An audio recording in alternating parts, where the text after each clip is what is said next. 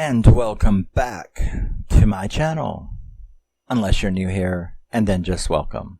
My name is Rusty, and this is my channel where I talk about my favorite movies. I've got wings tonight. My favorite movies, mostly horror, and my favorite music, mostly metal. And I am very, very excited to introduce a new tag on my channel. You know, I have Scream For Me, which is just regular horror movies. I have boutique spotlights. I have, festivals like Shark Fest and Zombie Fest and Slasher Fest, stuff like that. But I'm going to introduce another tag to my channel, and that is Masterpiece Spotlight.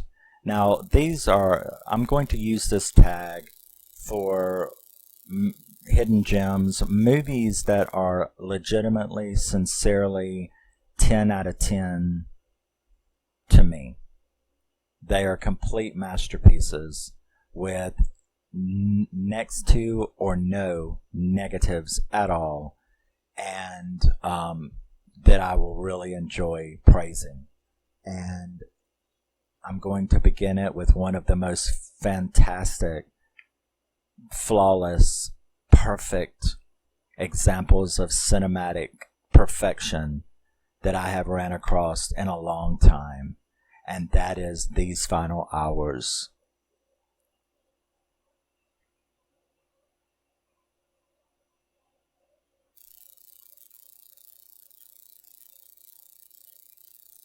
Now, These Final Hours, I did not call up the page.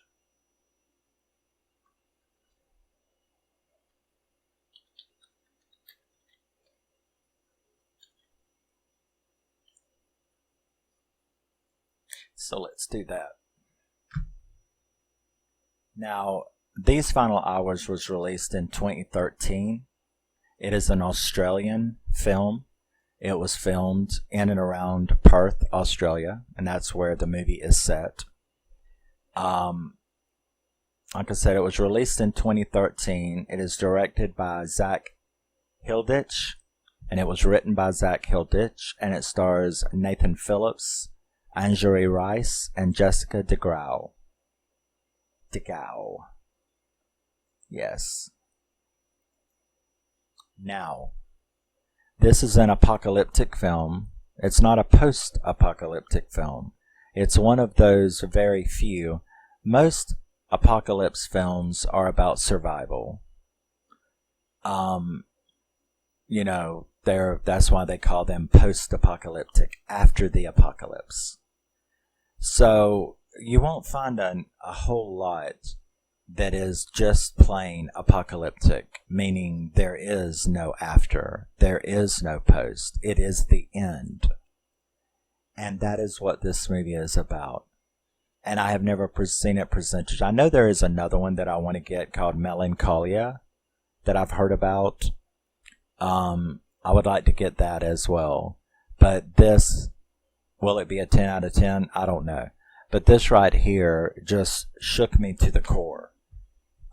I don't believe that I haven't seen anything that made me just think and think and think and ponder for so long after seeing it.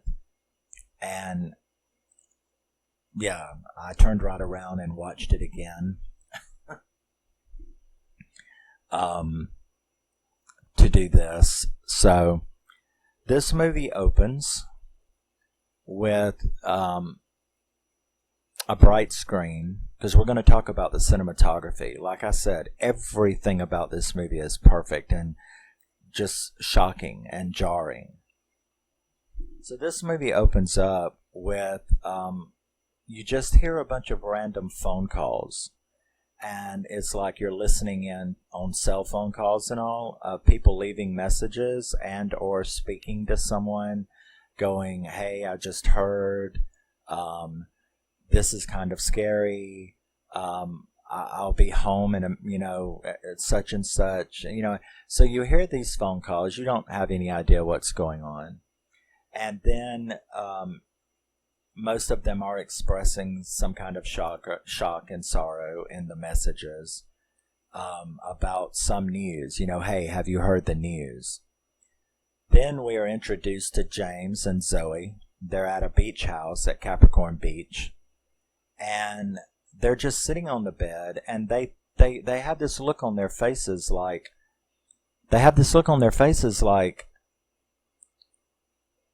dazed, frozen, like they don't know what to say, they don't know what to do.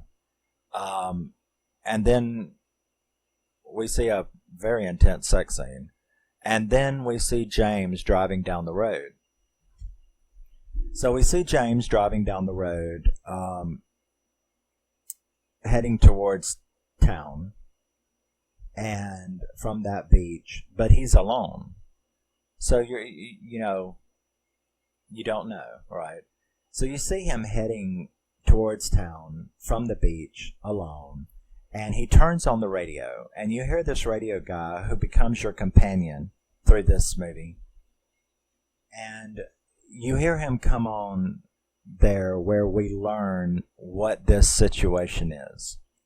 He comes on, says this is his first check-in for the day, that it's here, and he then begins to talk and tells about how the impact of the meteor was at 7:30 a.m. off the western, in the mid-Atlantic, off the western coast of the United States,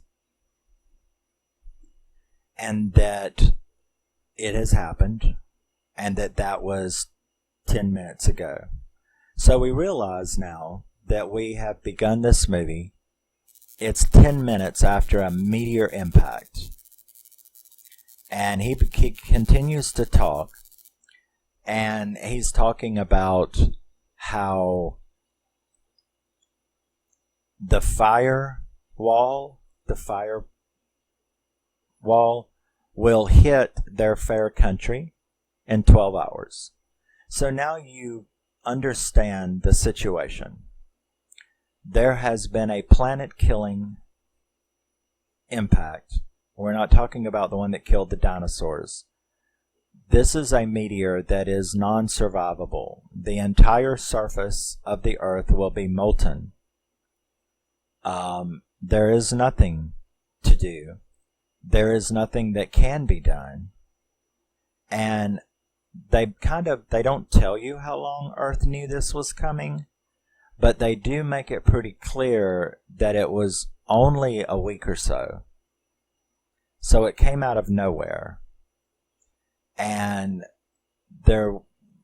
so I guess the only people, this was 2013, so of course there's people on the space station, and that's it. That will be all that's left of the human race, which could be a movie in itself. Actually it is. It's called Rubicon. But, so yeah, you kind of know, well, there's some people on the space station. Unless they flew down to die with the rest of humanity, which I don't think anybody would do. I wouldn't. I'd stay my ass up there. At least it'd be a little bit longer, till the food ran out. But that's what I mean. You see what I'm saying? This movie is nothing but thoughts in your head. So, now we know that the Earth is about to be destroyed, or it's already been destroyed. It's just going to take 12 hours for the fire wave to get to Australia. So he enters into town, and we are bombarded by one of the most flawless, interesting, fantastically edited barrage of imagery that I believe I've ever seen in a film. As he drives into town, looking left and looking right as he's driving through town, we see clip after clip of what is obvious examples of human response to this situation. We see a gang of juvenile children, busting up cars. We see dead people on the side of the road. We see people standing around praying with holding hands and praying in religious fervor. We see an elderly woman walking down the street with Jesus loves you written in blood on her gown, walking towards the sun. We see a child, looks about 10, little boy, in his school uniform with his backpack laying dead on the side of the road, and you have no idea how or why. You see people killing each other. You see people engaging in sex up against buildings out in public and open. You see rape gangs. You see this barrage to the point where I actually rewound it and I put it on step frame, and I watched that entire 7-8 minute section of film on step frame, because a lot of the clips are so fast you don't have time to process what's going on. And it was just amazing. Every response that you can imagine a human being could have to this event is illustrated. A naked guy hanging, strung himself up, hanging from a street pole, stuff like that. So that was one of the most intense barrage of imagery I've ever seen in a film. It was just absolutely what the fuck. So as he gets on in town driving through, we start to see interlaced flashbacks of him with Zoe at the beach house. So Australia will be hit by the fire wave in 12 hours. We then see, like I said, a longer flashback of him and Zoe back at the beach camp, where, he starts saying, I can't stay here. I've got to go. And she's like, but it's such a beautiful view and stuff like that. And he had such a sincere look on his face when he looked at her and he said, we're all dead. We're all already dead, and it's going to hurt. It's just going to hurt. He just can't deal.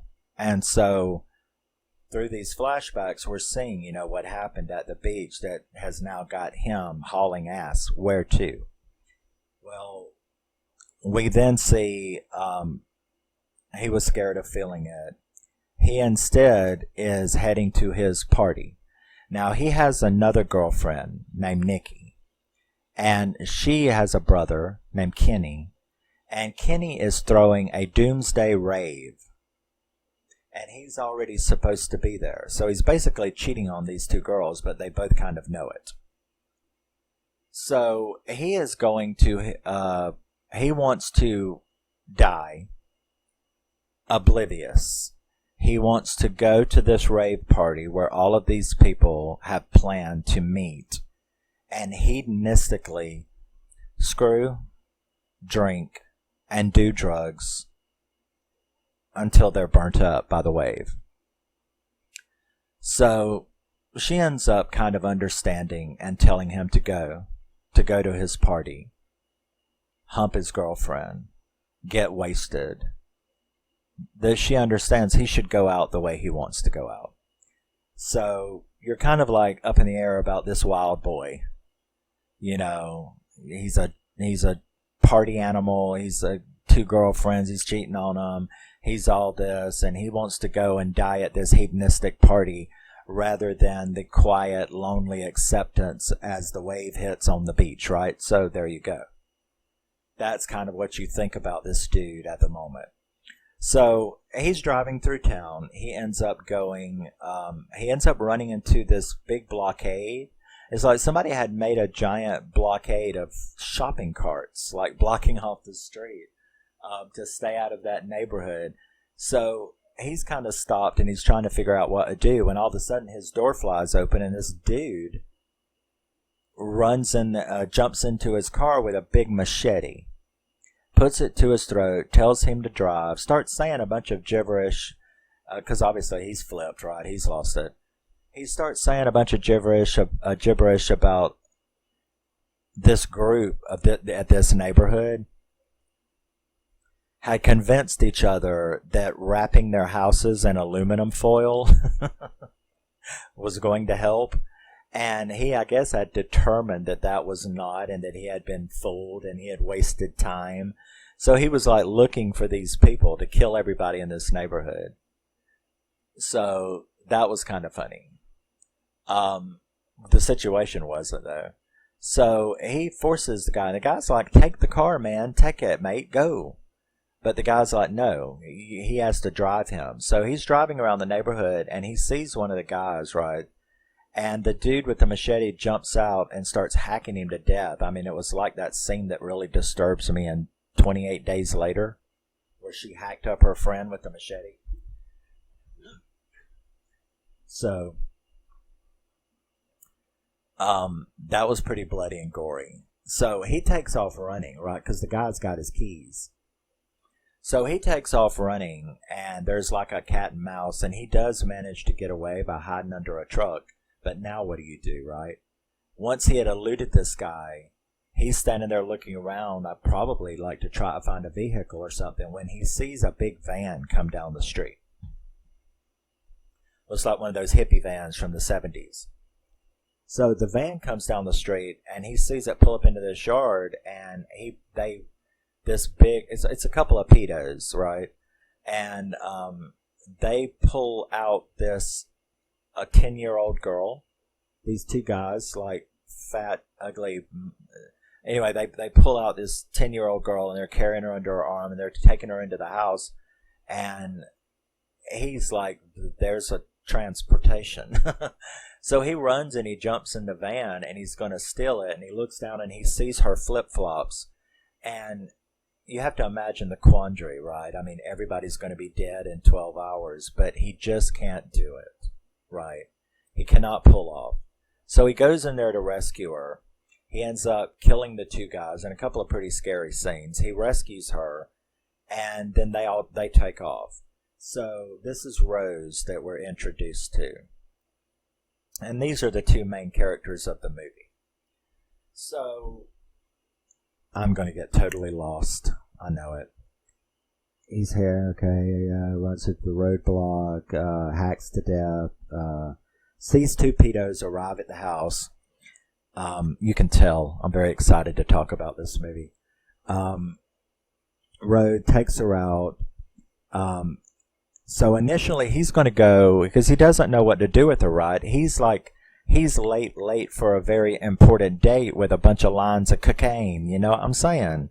And so he doesn't know what to do with this little 10-year-old girl. So he's going to take them to his sister's house. So at first, the girl's like, my dad, we were at the ice rink. So he goes and tries to find her dad, but he can't. And then that's when he's like, I don't know what to do with you. I tell you what, my sister, she's got 3 little girls about your age, so I'm going to take her to that. Now, this is what I call the sister's house scene. Act. Yeah, act. Let's do it in acts. So this is the sister's house act. So he gets to his sister's house, gets no response. Cars are still there. He goes inside where he promptly, and the little girl is downstairs. So he goes inside, and when he sees water running down the stairs, he tells her to go swim in the pool, where he then proceeds upstairs to find his sister and brother-in-law have topped themselves in the shower. You see pictures of the daughters. He looks out the window at Rose swimming in the pool, and he sees 3 crosses with the names of his nieces buried over there by the pool. So, obviously, the parents took them out of their misery and then committed suicide in the bathroom, in the shower, to not make the kids suffer. I don't know. You think. This movie is all about how you would react to your impending doom with nothing you can do about it. So he has a breakdown. And it's a very, very sad scene. And he grabs a bottle of liquor and is drinking it. And then he goes out into the garage, gets her car, which has got a lot more petrol in it. And he starts to leave. But that girl was quick. She was right there by the car. Like, where are you going? So he hesitates. Do I not? And he finally lets her in. And so they take off. And, they have this really interesting philosophical conversations between this grown party animal man and this little 10-year-old girl, right? Who wants her daddy. So he doesn't know what to do.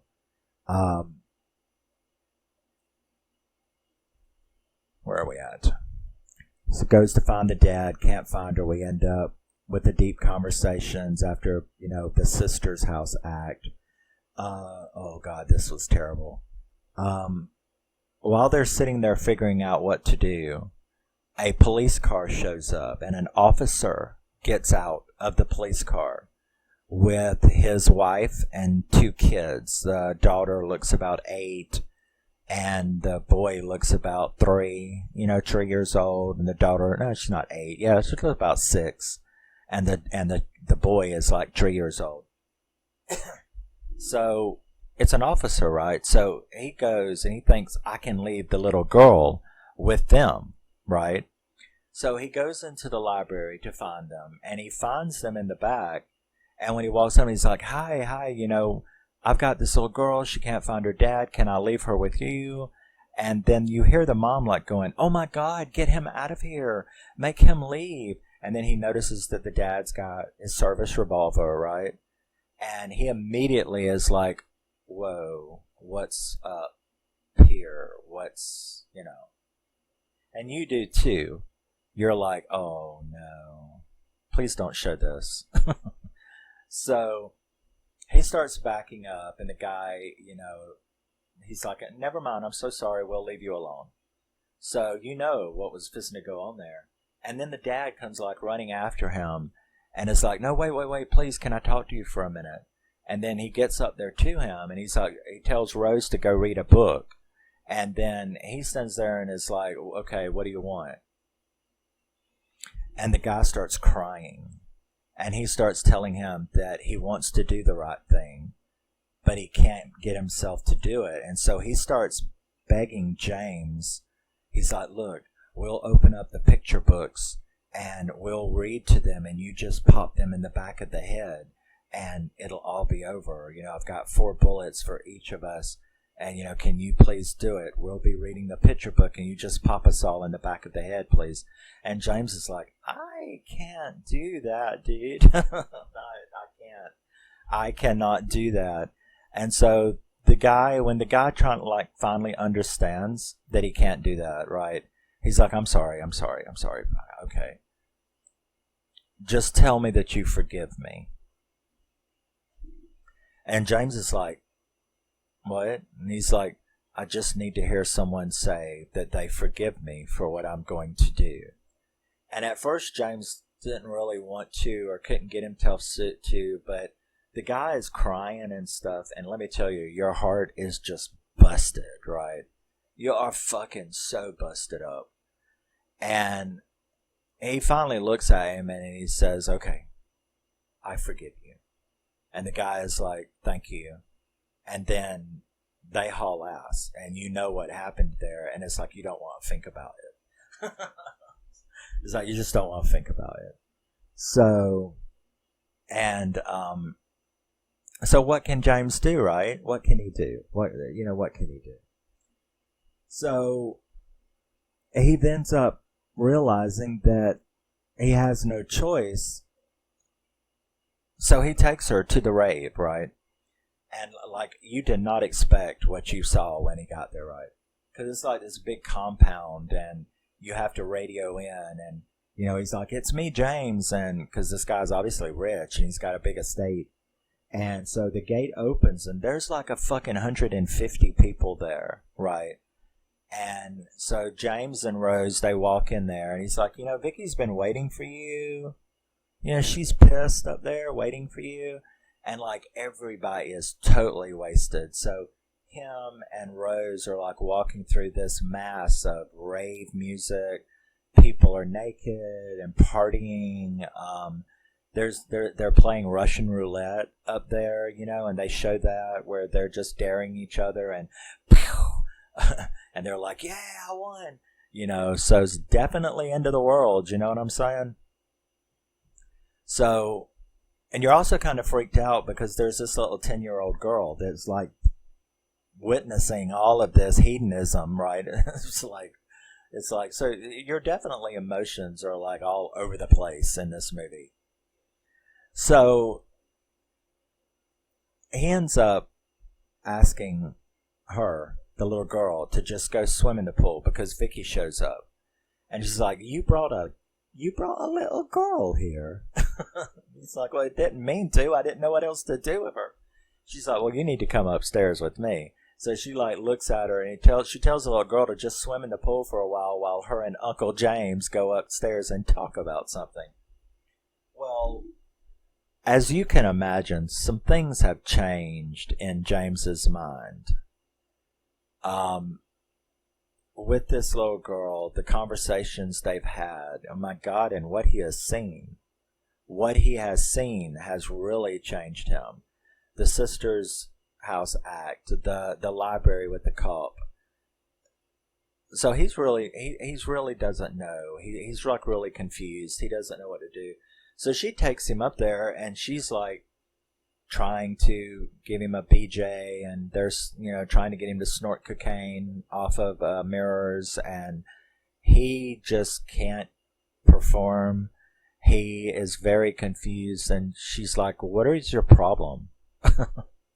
And then he tells her about his sister and nieces, and you kind of understood her perspective too, because she's just like, why did you tell me that? I mean, what purpose is there to know something like that? I don't want to know something like that. So, so you kind of understood her perspective, but at the same time, it's just, I don't know, So she ends up going, look, how about I give you a sneak peek? So she takes him into the garage, and this is where you start to know that they had like a week and a half, before this incident. So she said he managed to get it finished. And so you go down, the ladder is like, I don't know, like 25, 30 feet, 40 feet maybe at the most. And it opens up into this bunker. So this dude had managed in a week and a half to like actually outfit this bunker, and it had like 7 or 8 bunk beds, whole lot of supplies and stuff like that. And she's like, this is where we can stay. We've got enough food for a year. And, and he's like, are you fucking nuts? Don't you understand? You would have to be 1,000 kilometers deep to survive this. It's going to moltenize the surface of the earth. This is just a coffin.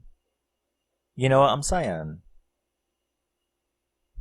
Well, she gets really pissed and starts screaming at him, and then Kenny comes down, and this was actually kind of funny, because when Kenny comes down, he's like, oh man, I wanted to show him this. What you show him that for? And then he realizes that she's very upset, and he realizes that she's crying. And he's like, why are you crying? What the fuck did you say to my sister? What did you say to her? Why is she crying? And then the sister tells him, he's like, it's not deep enough and we're all going to fry in here and we're all dead.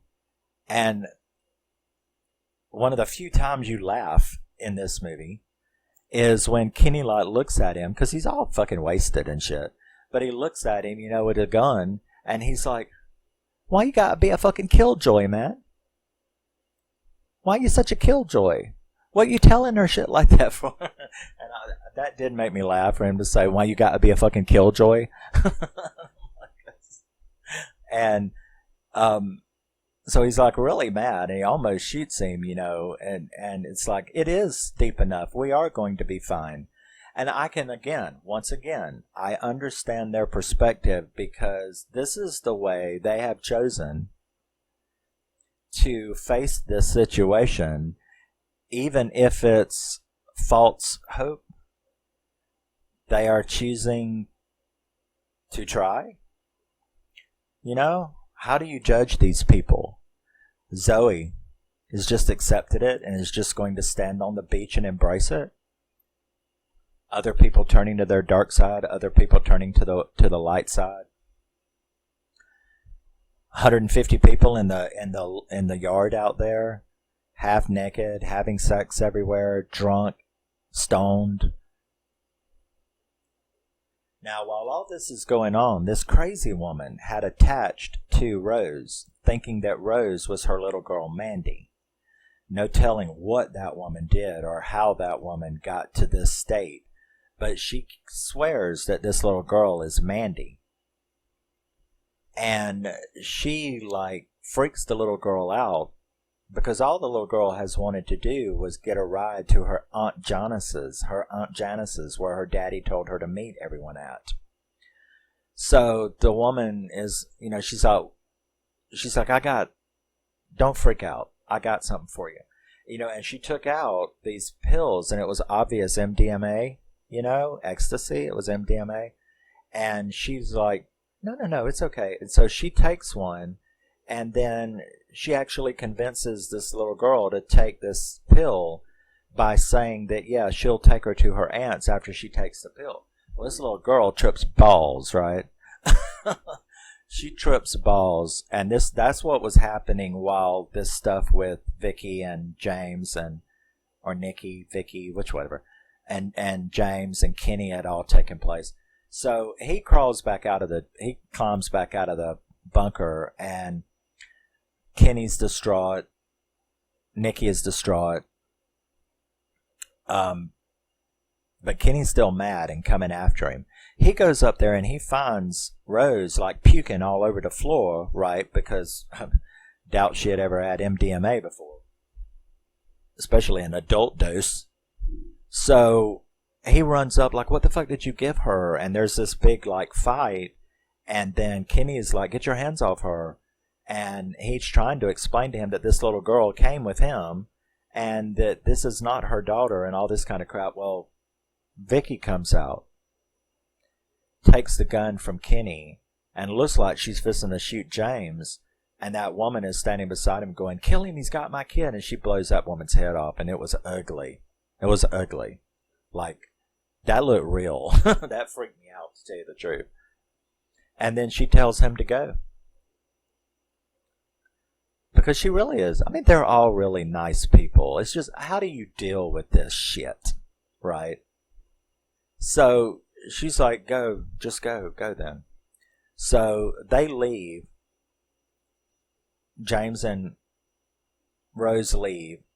And then we go to what I call the last visit with mom act. Because she's terribly sick. They stole a taxi. And he doesn't know where else to go, so he ends up going to his mother's, and that's some really funny stuff. You actually get to laugh a couple of times because his mom is he calls her a crazy old bat, and a stubborn old bat, and she is, and she's really cool. His mother is really cool, and so he visits with her. He tells her about this little girl, what he's trying to do. He doesn't understand why he's trying to help her. And she said the same thing. She's like, why are you trying to help this little girl? What? You waited till 6 hours before you go up in flames to become a good person? Kind of being a smart ass. And they have some really poignant moments and some really poignant discussions. And at the end, when he leaves,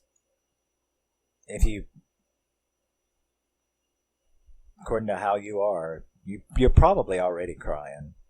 You know, you had the sister's house, you had the cop in the library, you had this total breakdown at the rave, and then, you know, now you're dealing with the goodbye to mom, and it's like, you know, so what are your plans, Mom? And she's like, oh, I've got a couple of puzzles I need to see if I can finish.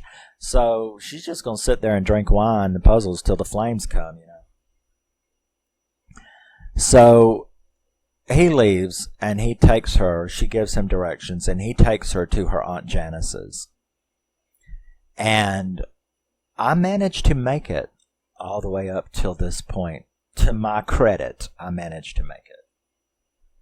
So they get to Aunt Janice's, and she's looking around for her dad. His car's there, and everybody's car's there.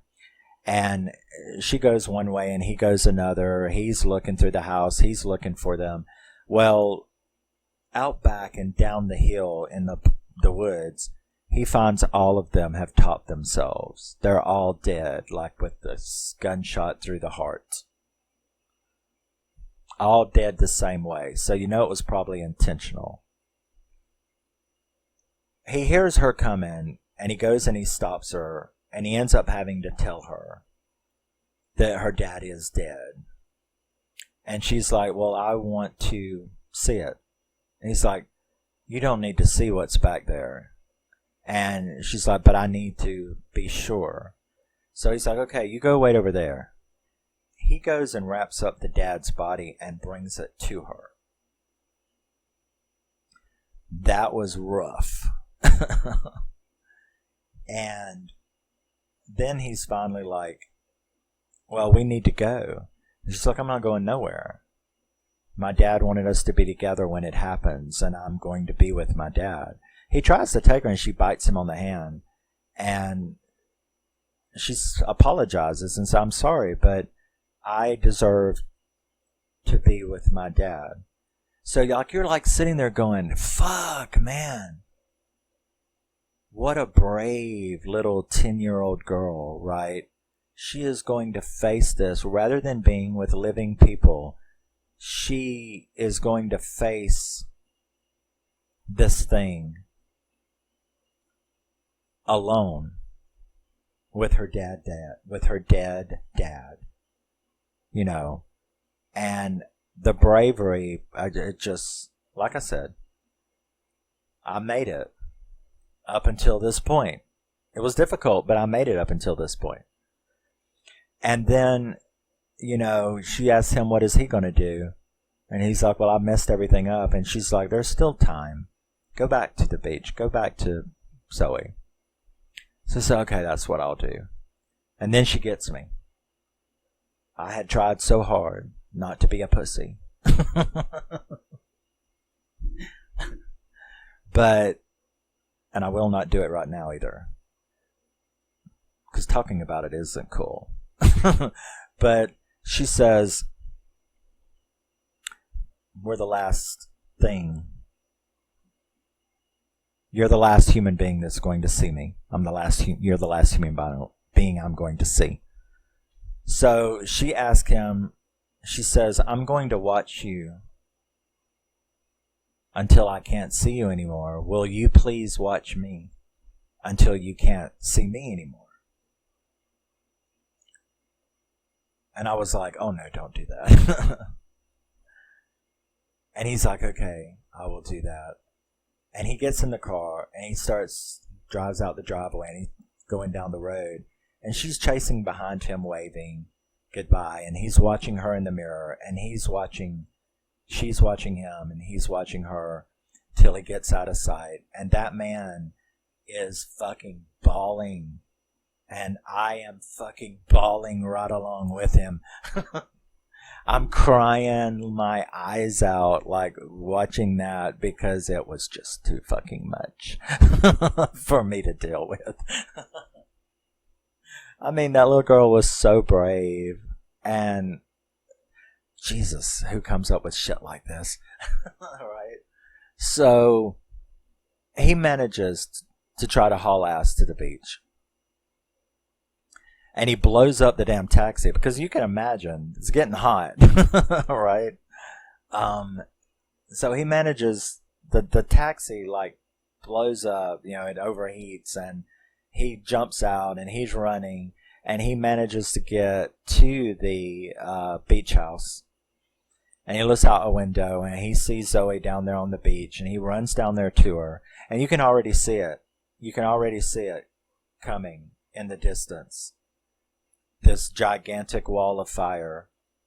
And he runs down there, and at first she's like, slaps him a couple times and screams at him, "You fucking left me here alone," and stuff like that. And he's like, "But I'm here now. I'm here now." And they manage to calm down, and you see this beautiful special effects. You see this gigantic tsunami wall of fire coming. And they hold each other, and they're looking at it, and she was pregnant too, so he had to go through this whole movie knowing that he was going to be a dad, which is probably why he took care of that little girl like he did. So you watch them, and they're watching it, and she even says, "That's beautiful." It did look beautiful, but it was like a wow. But it's like if you watch Deep Impact or something, this, or what's that other one? Dennis Quaid, The Day After Tomorrow, the giant wave, or The Abyss, the giant wave. But instead of water, it's fire. And you see it coming on them, and they get brighter and brighter, and the cinders are everywhere, and everything goes white as it hits them, and that's it. The world is over. And you are left with a lot of thoughts. You're remembering everything you've seen in this movie, all the different ways that people dealt with this. And you can really sit.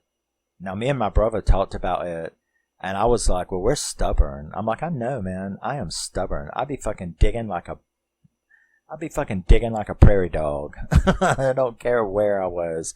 I was like, so I really don't know, it's like, would you go dark? Would you go dark and do something bad? The rape gangs, the pedos, the stuff that they were showing. Would you go light and religious with the Jesus woman walking down the street? Would you be redeemed like him, trying to help that little girl get to where she needed to be to burn up alive on her own? Would you just stand at the beach and face it? My ass would be crawling down a fucking nuclear silo somewhere. I'm telling you, right? I would. That's what me and my brother are like. We was like, I'm just not that kind. You can tell me that the Earth's fixing to end in 12 hours, but shit's still gonna take me by surprise, because I'm gonna be doing something. Can we get to Antarctica? Maybe it won't be as hot down there. I don't know, man. Digging a hole, doing something. I wouldn't cover my house in tinfoil. It's like turn me into a baked potato, yeah. But I would be trying something. I've got 12 hours to see, where's the nearest nuclear silo, if I can get down in there, like in the day after, you know what I'm saying? I mean, that stuff's supposed to be able to handle a nuclear blast, right? A direct hit from a nuclear bomb. I don't know if it could handle the moltenization of the Earth's crust, though. But in any event, I don't know, man. I just don't know. I think I'm going to have to be digging in the sand, something. I don't know what I'm going to do. But according to how close I was, hey, I'm in Florida. I guarantee you I could make it to Cape Canaveral. No, that's Texas. Where is it? What is down there? Anyway, where they launch all the missiles. I guarantee you I can make it down there. I'll be holding some people at gunpoint, right? Like going, look, I don't know how long it takes to fuel up this old shuttle, but I want this old shuttle fueled up now. Okay? Hook it up to the petrol pump. Let's go. You're getting me off this planet. That's That's what I'm saying, man. Whatever you can do in 12 hours, I suggest you do it. Of course, in this movie, I'd already be dead because it hit right off the coast. You know, right off the coast here in the Atlantic. So we would have been dead like 45 minutes before their 12. The hours would have been 30 minutes or something. But anyway, yeah. Everything about this movie was absolutely perfect. The cinematography was just astounding. There was no need for special effects aside from some of the kill stuff, which were all practical. Because they needed so little CGI, in other words, the very end, it was beautiful. It was absolutely beautiful CGI. You really couldn't tell it was CGI. It was scary as fuck. Look at. But then again, they didn't need none else through the rest of the movie, so they could spend their whole CGI budget on just that last 5 minutes. So yeah, the characters, James's journey was phenomenal. That little girl, I understood Zoe. I even understood Kenny and Nikki or Vicky, whatever her name is. I even understood them. So it's like almost, not all of them, but almost every sight that you see, those that you could explain to yourself anyway, because so many of those images were, I don't know why that little kid was dead on the side of the road. I don't know why that man was beating that other man's head in with a brick. I don't know. A lot of the scenes in that montage, you don't know. But of those that I knew what was going on, almost all of them, except the pedo, of course, almost all of them I could understand. But, well, I mean, I understand the pedos too. They're fucking pedos, and they were going to go out that way. But, yeah, this is one of the most thought-provoking movies I have ever seen in my life. And I think that it is a great kickoff to my Masterpiece Spotlight tag. And that is 2013's These Final Hours. Now, you can get the digital on Vudu. I think I got this from Hamilton Books for like $6 or something. So it's very easy to get. And if you have not seen this movie, you're missing something. This is an absolute masterpiece of a film. And that does it. I'll see you in the next. I'm going to do another Masterpiece Spotlight after this. I will see you then. Love you, miss you. Bye-bye. Always remember and never forget, you are a very, very special person, no matter what anybody tells you. And I will see you in the next thing I do. If you haven't seen this movie, you need to. You really need to. I will see you in the next. Bye-bye. If you have seen this, tell me what you think about it. You heard the story. What would you do in those last 12 hours? That is, if you want to say. Bye-bye.